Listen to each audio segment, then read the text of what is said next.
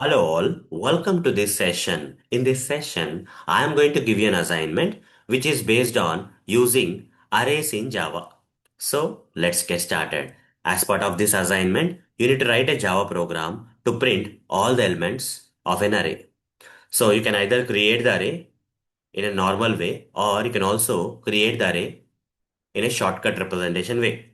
Okay, so just try to take one example of an array that is single dimensional array, create it, declare it, create it, initialize it, either normal way or shortcut representation way. And after that, you need to write the logic or program, Java program, to print all the elements in that array, which are stored in that single dimensional array.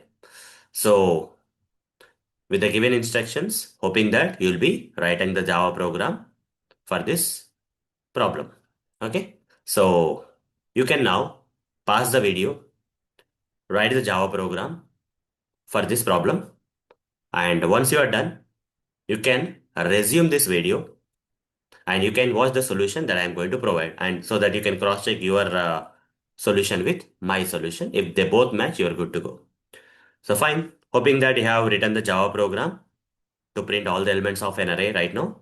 Now you can watch my demonstration for this particular solution for this program. Okay, so for that, I'll switch to this Eclipse ID here. I'm going to create a new class. I'm going to name this class, let's say, as a demo A, some random name. With the main method I'll create, and inside this main method I'm going to first create an array. I can either create the array in a normal way or also I can also create the array in a shortcut representation way. For example, I would like to create an array like this. Integer array AR is equal to, here I'll give some elements, okay? 9 comma 2 comma 7 comma 5 6 comma 8 comma 4. Like that, some elements have initialized into this particular array. Okay, created the array, I declared the array, and also I created the array and also have initialized the elements into this array. And here I have used shortcut representation. You can also do the normal representation. Up to you guys. Okay. So once you have created the array, declared the array, and initialized the elements of the array, then what we have to do here is we need to print all these elements of the array in this particular single dimensional array. Whatever the elements are there, I need to print them. So for this guys, I can either use normal print statements, system.out.println statement, or I can use traditional for loop or for each loop. The best thing that I generally see is that since I have to print all the elements of this array, I better choose the best way of choosing a loop here is for each loop, guys. Okay, for each loop is better for this arrays.